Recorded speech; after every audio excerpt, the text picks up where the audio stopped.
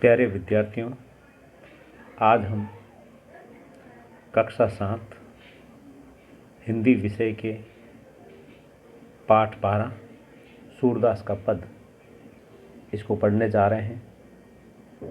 इस पद को महाकवि सूरदास ने लिखा है। इसमें भगवान श्री कृष्ण की बाल लीला का बड़ा ही सुंदर वर्णन है। वे अपनी माँ यशोदा से कहते हैं कि हे मैया, मैंने माखन नहीं खाया है।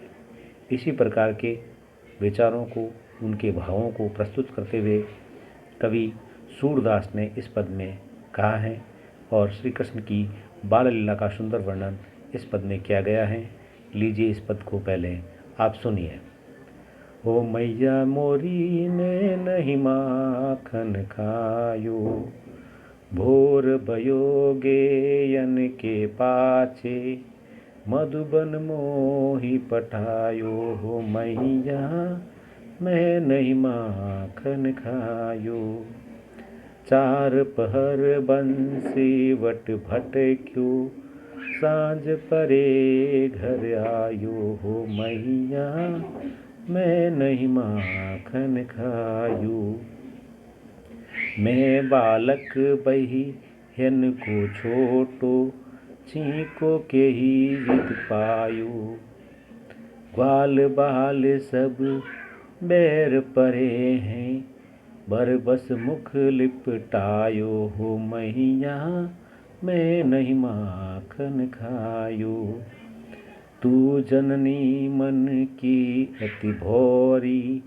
इनके कही पतियायो, जिय तेरे कछु भेद उपजी हैं, जानि परायो जायो। हो मैया मैं नहीं माखन खायो, यह ले अपनी लकुटी कमरिया, बहुत ही नाच नचायो। हो मैया मैं नहीं माखन खायो, सूरदास तब बिहसी जसोदा, ले उरकंठ लगायो।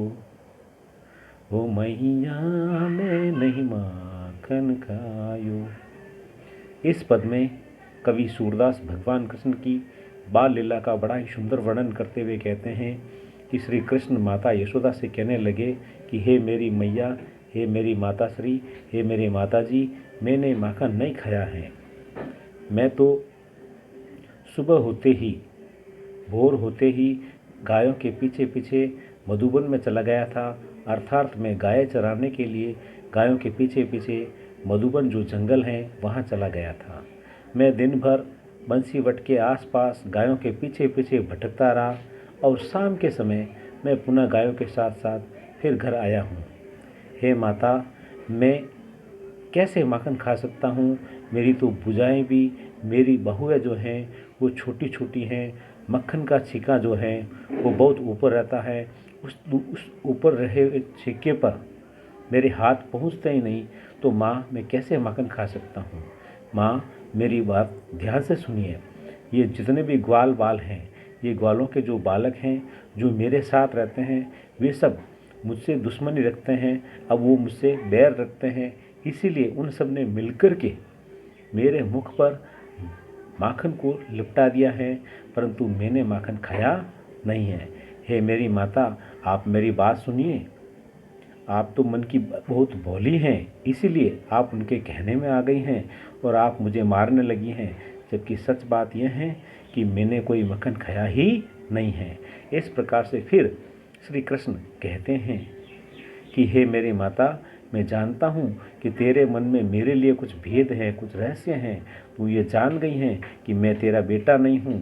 तूने मुझे ये समझ लिया है कि मैं पराया हूँ, दूसरों के घर पर मेरा जन्म हुआ है, इसीलिए तुम मुझे पराया जाया मान करके तुम मुझे मारने लगी है।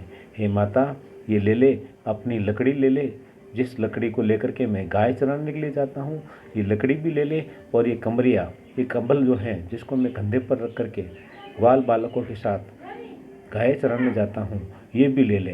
तुम मुझे बहुत नाच नचाती हो माता, ये सब कुछ मेरा ले लो, अब ये मुझे कुछ नहीं चाहिए।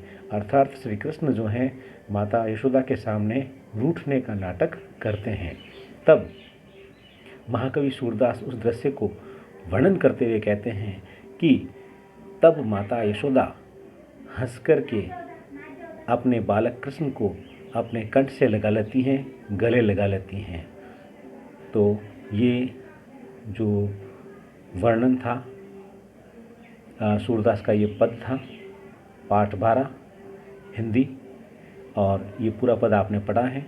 देखिए इसमें कुछ कठिन शब्दांश हैं, जैसे मैया यानी मेरी माता, मैया यानी माता, मोर यानी मेरी, माखन यानी मक्खन, भोर भयो यानी सुबह हुई, गेयन यानी गायों, पाछे यानी पीछे, मधुबन यानी जंगल का नाम है, मोही पठायो यानी मुझे भेज दिया है, चार पहर यानी चार प्रहर, बंसीवट ये एक ऐसा वटवृक्ष का पेड़ जहाँ पर श्री कृष्ण बंसी बजाया करते थे, भटकना यानी पीछे पीछे घूमना, सांझ यानी शाम के समय, बही यानी बुझाएँ, छोटो यानी छोटी बुझाओं वाला, छीको यानी एक ऐसा पात्र जिसको ऊपर से किसी भी रस्सी से बांध करके लटका दिया जाता है ताकि उसमें कोई भी उसको नुकसान न पहुंचा सके। जैसे प्राचीन समय में दही की हांडी जो होती थी उसको घर के अंदर छत में से ऊपर रस्सी बांध कर लटका दिया जाता था ताकि बिल्ली इत्यादि उसको तोड़े नहीं। ग्वाल बालक यानी ग्वालों के बालक, बैर यानी शत्रु, बरबस यानी जबरदस्ती पूर्वक, मुख लपटाना मुख से लपटा देना, जननी यानी माता, भोरी यानी भोली हो, पत्यायु यानी तू उनके कहने में आ गई, और तेरे जी में तेरे मन में कछु यानी कुछ भेद यानी रहस्य उपज गया है, इसलिए तू मुझे अपना पराया मान रही है, और ये इतनी लकड़ी और ये कमरिया ले लें, तुम मुझे बहुत नाच नचाती हो माता, अब मुझे कुछ नहीं चाहिए। और वो रूठने का नाटक करते हैं। तब सूरदास लिखते हैं कि माता यशोदा हंस करके श्री कृष्ण को अपने कंठ से अपने गले से लगा लेती हैं। ये सूरदास का पद था, हमने आपके सामने प्रस्तुत किया।